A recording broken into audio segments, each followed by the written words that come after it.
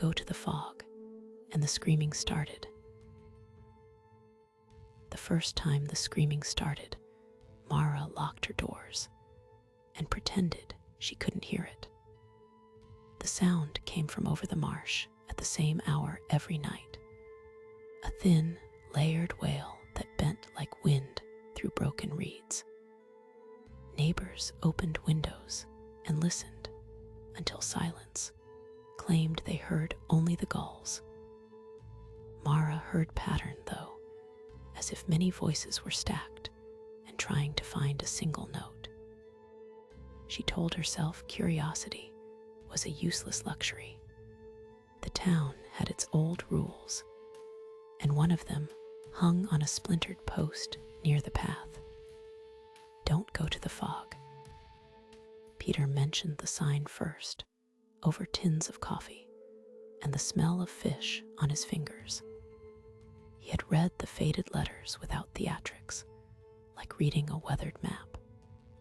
People used to listen and mind their ears, he said, jaw-making the ordinary motions of a man used to shutting things away. He told Mara the screaming had happened before sporadic, then quiet for years.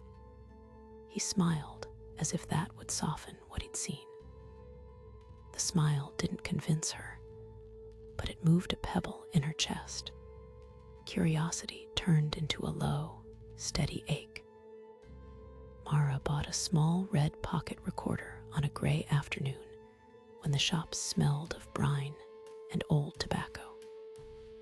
The device felt absurdly heavy in her pocket, a promise and a trap. At night, she set it on the sill and let the microphone drink the dark. Mornings, it carried back static and the faintest shards of the previous evening, snatches of syllables that refused sense. Once, when she played it alone in her kitchen, the noise shifted, and a voice that was almost her own said something like a name she hadn't heard since childhood. The recorder did not just capture sound, it magnified the way she remembered things.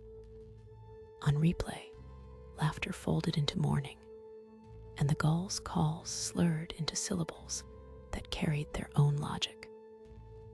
The town's memory felt porous. Slight things leaked into the recorder's files and refused to be labeled.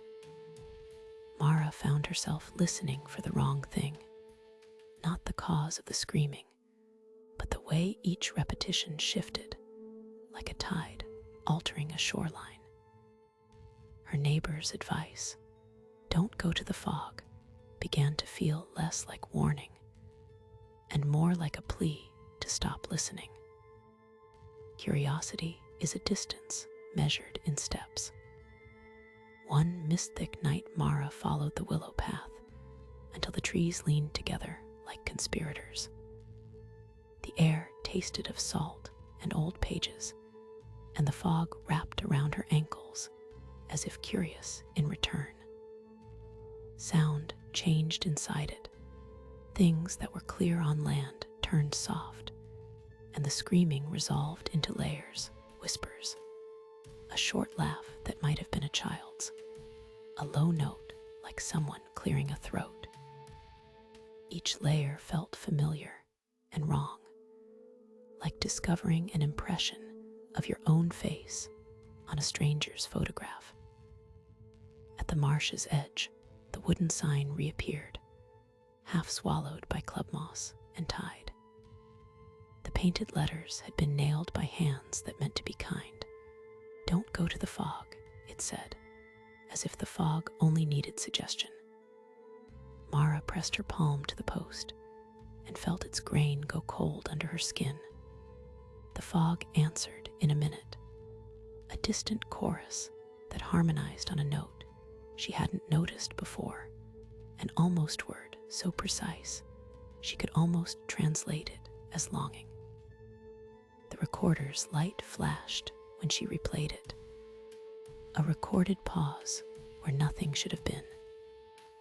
People told stories, old wives' tales versus older truths, about the lighthouse's keeper, who once refused to light the lamp during a storm. They said the keeper's regret had a way of sticking to certain places like tar. Mara climbed the cracked stairs of the old lighthouse because guilt seemed to collect at the top of things. From the lantern room, she could see how the marsh spread like a stitched-up wound, fog pooling in the seams. When the screaming rose from that belly of mist, it sounded less like a chorus and more like names being called in order. She recorded everything that night: the names, the half-breaths, the sighs that could have been apology or weather. The youngest voices, when isolated, were almost musical. The oldest carried a texture like rope frayed to fine fiber. Playing the files back, the recorder sometimes returned sounds that no one in town remembered saying. When she shared snippets with Peter, he listened with a face that first tightened, then softened into something unreadable. "They keep coming back different," he said softly, "like they're trying on voices to see which one fits." There were consequences to listening. Days after she moved down to the marsh, acquaintances hesitated with her in greetings, as if her ear had become an accusation. She found, too, that when she whistled a tune from memory, the fog replied with aversion that curved back toward her like a mirror. Once she hummed a lullaby her grandmother used to hum, and from the mist, a voice returned it wrong, the last note settling into a minor key that made her chest ache. The recorder caught it all then, during playback. For a breath, she could hear a reply that was only hers no longer. It became clear the fog wasn't merely carrying sound, it was keeping it, sorting and practicing voices like flotsam, arranged by tide. The town had codified avoidance into a sign and a rumor, but avoidance had only delayed exchange. Voices that vanished from the living surfaced in the mist, learned new cadences, and then returned as if auditioning. Mara started to understand that the fog was patient in a way people were not. It could wait a decade for a memory to come to the right pitch, and then return it, slightly altered, to see whether anyone would claim it. Night, drawn by a stubborn necessity she couldn't name, Mara followed a voice that sounded exactly like her sister calling her. The willows closed around her, the fog wrapped close enough to feel like wet silk. She kept walking until the voice stopped, and another began in its place, the voice of someone who had been gone so long the town had learned to say their absence as fact. In the place where the voices layered together, there was a hole, a small and perfect silence that felt like the shape of something removed. Mara knelt and listened to that absence and heard, beneath it, her own breath return as if borrowed. When the town finally noticed a difference, it was small and almost bureaucratic. Someone couldn't remember the color of their neighbor's door. Another misstated a photograph. People laughed it off at first, then grew quiet at meals. The recorder's more frightening gift was not what it revealed, but what it returned, the gentle replication of a life you recognized until you no longer knew who had first spoken. Mara realized, with a clarity that felt like knives warmed to cold, that a voice left in the fog might learn to refuse its origin. The fog was not only gathering voices, it was teaching them to stay. She tried to stop listening.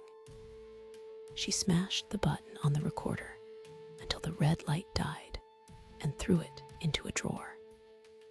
For an hour, It relieved her to imagine the fog emptying itself out like breath. Then the screaming started again, not from the marsh, but from within the walls of her own head, a collage of borrowed cadences calling the recipes, the route to the pier, the names of people who had never met her. The last thing she heard before the sound blurred into static was a voice that said, in a tone she had used 1,000 times for comforting others, "We stayed because we loved them." The ending is a shape that cannot be nailed down. When people ask what happened to Mara, they're never entirely sure whether to speak of loss or of a quiet, strange victory. Sometimes, on fogless mornings, the path is empty and the town goes about chores with louder voices. Other nights, a sound rises from the marsh that is not quite a scream, a layering that includes her laugh, a syllable like her name, and something new that answers it. The town's pact to avoid the mist holds in polite ways, but the fog teaches patience. It learns names, and the listeners learn their own way of forgetting.